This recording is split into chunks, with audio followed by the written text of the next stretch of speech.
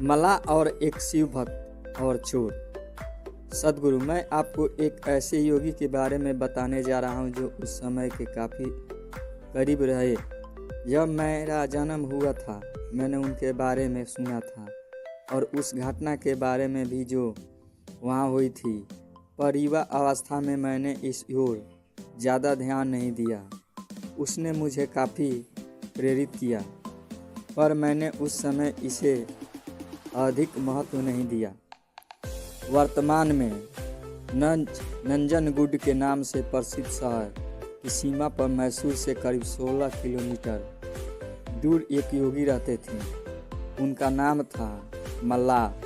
वे किसी परंपरा से संबंध नहीं रखते थे और ना ही उन्हें कोई पूजा पाठ की औपचारिक विधि ज्ञात थी, परंतु बचपन से ही जब भी वे अपनी आंखें बंद करते तो उन्हें शिव की तस्वीर दिखाई देती। शायद योगी शब्द उनके लिए काफ़ी नहीं है।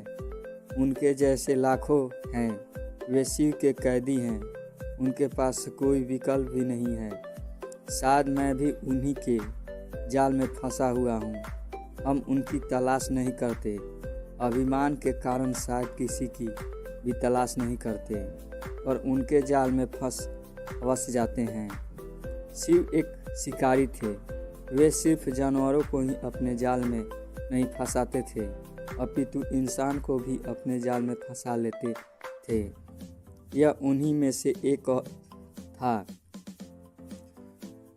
मल्लाह शिव के सिवा और कुछ नहीं जानता था। उसने कोई विशेष कौशल भी अर्जित नहीं किया था और वह जंगली इंसान बन गया था।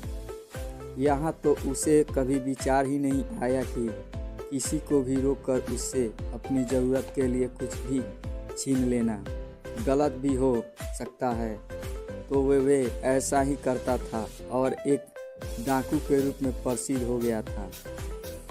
वह जंगल के उस रास्ते का नियमित डाकू बन गया जिसे लोग सामान्य तौर पर इस्तेमाल करते थे।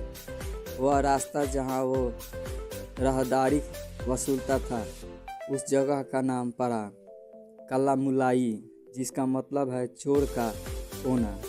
शुरू में लोगों ने उसे अधिकार पर साल के अंत में लोगों से इकट्ठा किए एक पैसे को महाशिवरात्रि मनाने में खर्च कर देता था। वह एक बड़ा भोज आयोजित करता।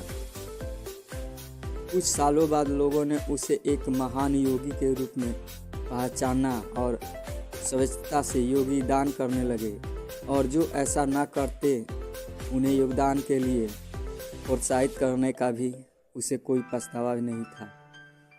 कुछ सालों बाद दो योगियों जो आपस में भाई थे इस रास्ते से गुजर रहे थे। उन्होंने इस आदमी को देखा जो डाकू तो था पर एक महान योगी भी था। उन्होंने कहा, तुम्हारा भक्ति भाव अद्भुत है, पर मैं तुम्हारे तौर तरीकों से लोगों को कष्ट देता है। उसने कहा, मैं यहाँ शिव के लिए करता हूँ, इसमें दिक्कत क्या है? उन्होंने समझाया, अपने साथ अलग ले गया और कुछ पद्धतियों से गुजारा और उस स्थान का नाम कल्लामुलाई से बदलकर मल्लामुलाई रख दिया।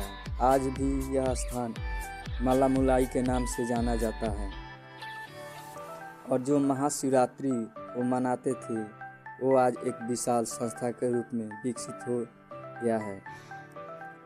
डकैती छोड़ के इन योगियों के साथ बैठने करीब 1.5 साल बाद ही उन्होंने महासमाधि प्राप्त कर ली। मल्लाह को इस प्रकार मुक्त करवाने के बाद दोनों योगियों ने भी उसी दिन अपनी शरीर छोड़ दिया। कबनी नदी के किनारे इन लोगों के लिए एक खूबसूरत तीर्थ स्थल निर्मित है जिसे आज भी मल्लामुलाई के नाम से जाना जाता है। कहानी अच्छा लगे तो वीडियो लाइक करें, शेयर करें, सब्सक्राइब करें। जय हिंद, जय भारत।